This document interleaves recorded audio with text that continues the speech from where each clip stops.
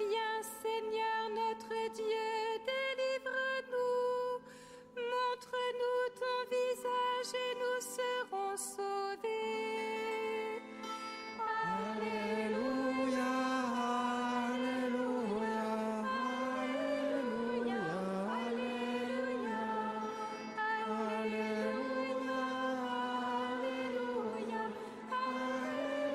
Alléluia, Alléluia. Le Seigneur soit avec vous. Et avec votre esprit. Évangile de Jésus-Christ, selon saint Matthieu. Gloire à toi, Seigneur. En ce temps-là, comme Jésus était entré à Capharnaüm, un centurion s'approcha de lui et le supplia. « Seigneur, mon serviteur est couché à la maison, paralysé, et il souffre terriblement. » Jésus lui dit, « Je vais aller moi-même le guérir. » Le centurion reprit, « Seigneur, je ne suis pas digne que tu entres sous mon toit, mais dis seulement une parole et mon serviteur sera guéri. Moi-même, qui suis soumis à une autorité, j'ai des soldats sous mes ordres. À l'un, je dis va et il va, à un autre, viens et il vient. À mon esclave, fais ceci et il le fait. » À ces mots, Jésus fut dans l'admiration et dit à ceux qui le suivaient, « Amen, je vous le déclare. Chez personne en Israël, je n'ai trouvé une telle foi. Aussi, je vous le dis, beaucoup viendront de l'Orient et de l'Occident et prendront place avec Abraham et Isaac et Jacob au festin du royaume des cieux. » Acclamons la parole de Dieu. Louange à toi, Seigneur Jésus.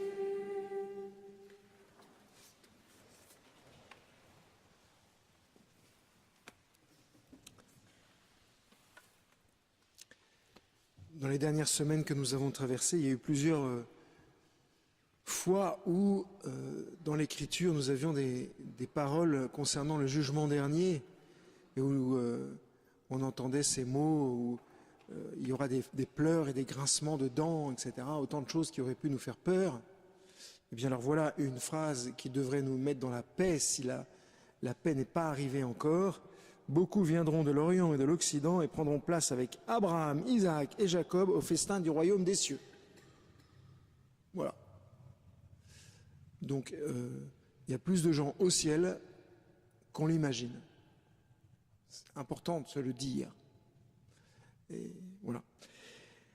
En quoi est-ce que la foi du centurion est si belle, et pourquoi Jésus admire la foi du centurion, surtout que le centurion ne dit pas grand-chose, si ce n'est « te déplace pas, moi je sais ce que c'est,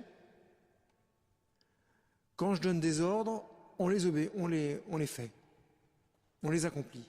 En quoi est-ce que ça peut être admirable d'avoir ce comportement-là? C'est vrai que dans un premier temps, on pourrait se dire, mais est-ce que le Seigneur loue, le centurion loue la puissance de Jésus et dit, ben moi, je sais ce que c'est que la puissance, quand je l'exerce, ça marche. Vous croyez que Jésus aurait loué un tel comportement? Possible. Je crois plutôt que ce que le Seigneur loue, ce que Jésus loue dans le centurion, c'est que Jésus a vu que dans le centurion, finalement, a compris que Jésus recevait ses ordres de quelqu'un d'autre. Et ce n'est pas Jésus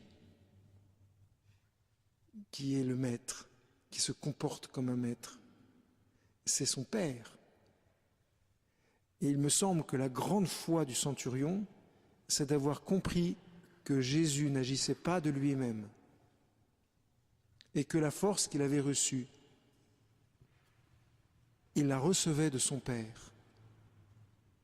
Alors, si la force que Jésus reçoit, il la reçoit de son Père, le Père peut bien donner cette force à d'autres personnes. Cette lumière qu'on voit en Jésus, elle peut être donnée à Jésus, mais elle peut être donnée à bien d'autres personnes, à commencer par ce centurion qui comprend là un mystère étonnant. Il semblerait que le centurion entre, pour une part au moins, dans le mystère de la Trinité. Et tout ça parce qu'il a simplement le désir que son serviteur guérisse. Alors on voit au passage que le centurion a beaucoup de charité, et puis que visiblement, s'il ne veut pas que Jésus se déplace, c'est que la distance doit être assez grande. Et alors double charité, puisque ce centurion a fait, lui, la distance. Au fond, ce que le centurion va faire, c'est un aller-retour.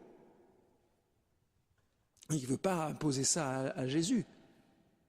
Mais il me semble que le plus important, c'est que Jésus a perçu dans le cœur du centurion ce mystère très très large de l'amour de Dieu, de l'amour du Père. Peut-être que le centurion a perçu que Jésus n'était qu'un envoyé du Père, et que cet envoyé du Père n'était pas venu pour rien. Et peut-être que le centurion a compris pourquoi l'envoyé du Père était venu, pour sauver tous les hommes, pour guérir les hommes de leurs péchés en priorité. Alors au moment où tout à l'heure dans l'Eucharistie nous allons dire cette phrase, eh bien demandons au Seigneur, et peut-être préparons notre cœur dès maintenant, à lui demander de quoi nous aimerions être guéris à notre tour. Amen.